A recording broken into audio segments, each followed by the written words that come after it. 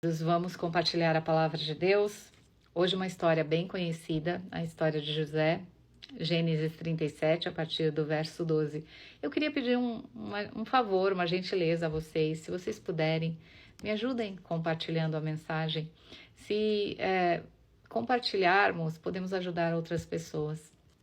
Eu tenho recebido muitas mensagens no privado, tanto aqui nesta rede quanto nas outras, né? Eu estou no Instagram, no YouTube, no TikTok, em todas as redes eu uso o mesmo título no canal, Voz Fátima Gameiro. E as pessoas têm me pedido oração, me pedido direcionamento. Então, quando compartilhamos as mensagens, essas mensagens podem alcançar pessoas que estão em sofrimento espiritual. Se vocês puderem me ajudar, eu ficaria muito grata. Hoje, Gênesis 37, vamos à leitura? Leiam a Bíblia. Como os irmãos foram apacentar o rebanho do pai em Siquém, Israel perguntou a José: seus irmãos não estão apacentando em Siquém? Venha, vou mandar você até eles. E José respondeu: eis-me aqui. Israel continuou: vá agora, veja se está tudo bem com seus irmãos e com o rebanho e me traga notícias. E José foi. Mas José não os encontrou e ficou andando pelo campo, até que um homem perguntou a ele: o que você está procurando? E ele disse: os meus irmãos. E o homem disse: eles foram embora daqui, eles foram a Dotã. E José seguiu até Dotã, e de longe os irmãos viram José. E quando eles viram José, eles conspiraram contra ele para matá-lo. E disseram uns aos outros: lá vem o grande sonhador. Por quê? Porque se você ler um pouquinho antes, José tinha tido um sonho, que ele reinaria sobre estrelas, sobre sol e lua, representando o pai, a mãe e os irmãos.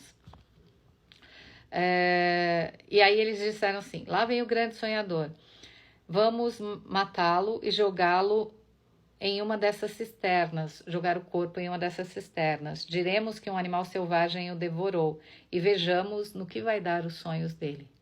Olha que maldade.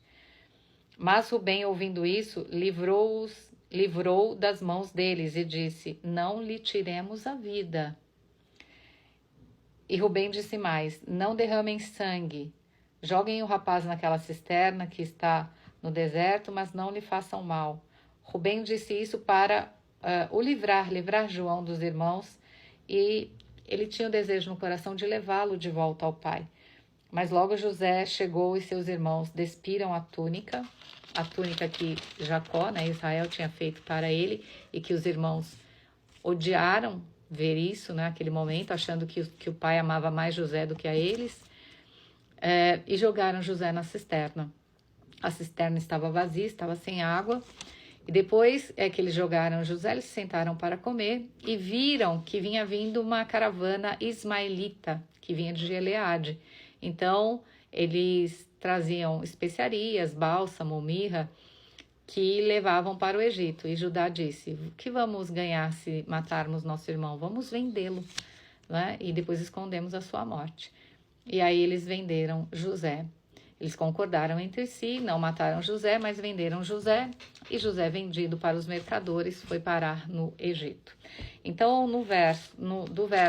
do capítulo 38 em diante, a gente consegue ler, né, a trajetória de José no Egito, né? José na casa de Potifar, José interpretando sonhos na prisão do copeiro, interpretando sonhos na prisão, né? Quando o copeiro sonhou e o padeiro sonhou. Depois nós vemos a passagem em Gênesis 41, quando José interpreta os sonhos do faraó, e aí até que ele se torna governador do Egito. Então veja, José era um menino, apenas um menino.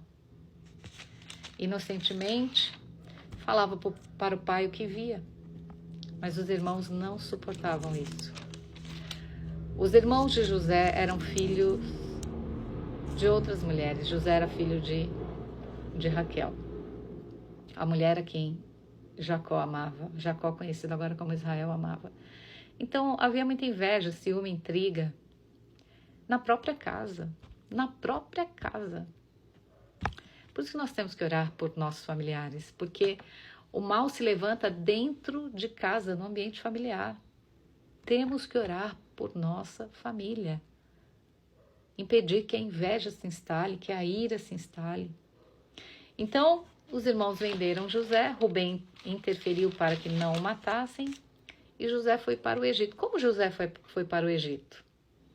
Foi com passaporte, foi com dinheiro no bolso, malas. José foi com a roupa do corpo, vendido como escravo, sem que o pai soubesse. Foi ele e Deus. Ele e Deus e mais ninguém. Então, nesta passagem, eu tiro uma grande lição. Muitas vezes nós queremos controlar tudo. Com a força do nosso braço, nós queremos mudar a história. Queremos proteger este, queremos cuidar do irmão, do filho. Não é errado. Não é errado. Mas nós temos que entender que nós podemos ir até a página 2. O restante é Deus. Às vezes nós achamos que se nós não fizermos exatamente tudo, nós perderemos, nós sofreremos, acontecerá algo com aquela pessoa. Então, esse jeito de tentar dominar, controlar tudo, muitas vezes nos impede de ser abençoados. Por quê? Porque se Deus tem um propósito com alguém e nós ficamos interferindo, como fica? Se Deus tem um propósito conosco e nós queremos mudar tudo sempre, como fica? Rubem protegeu o irmão por acaso? Não, porque Deus tinha um propósito para José. José precisava estar no Egito. José precisaria se tornar governador do Egito para que todos ao redor do Egito não morressem de fome. Então, José não tinha a intercessão do pai, não tinha roupa lavada, não tinha comida na mesa, mas ele tinha a mão do Senhor o guiando e o protegendo. Deus não impediu que ele passasse por tempestades, mas o Senhor o protegeu de todas elas. O guardou de todas elas até o dia em que o nome do Senhor foi glorificado através de José. José é o nosso grande exemplo de que mesmo quando estamos sozinhos, sem amigos, sem apoio de pai e mãe, sem dinheiro, sem estudo, sem emprego, sem nada, sem ninguém que nos apoie, sem nada que nos dê força física, material para continuar, só Deus poderá nos manter. Só Deus poderá nos sustentar. Ele moverá o coração de pessoas. Ele causará o que muitos pastores gostam de dizer, o rebuliço, para que o propósito na sua vida se cumpra. Então, quando nós estamos indo com a força do nosso braço, estamos indo contra o que Deus quer. Precisamos nos aquietar, precisamos depender de Deus verdadeiramente. José não sabia o que tinha verdadeiramente acontecido, qual era o plano dos irmãos. Ele sabia que a maldade deles o fez ir parar no Egito. Ele não tinha ideia do que Deus tinha para ele.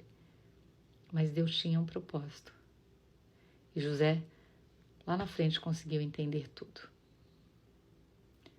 Você não precisa entender agora. Você só precisa obedecer. Vamos orar? Deus Pai Todo-Poderoso, entramos na Tua santa presença, Senhor. Pai, precisamos aprender a Te obedecer.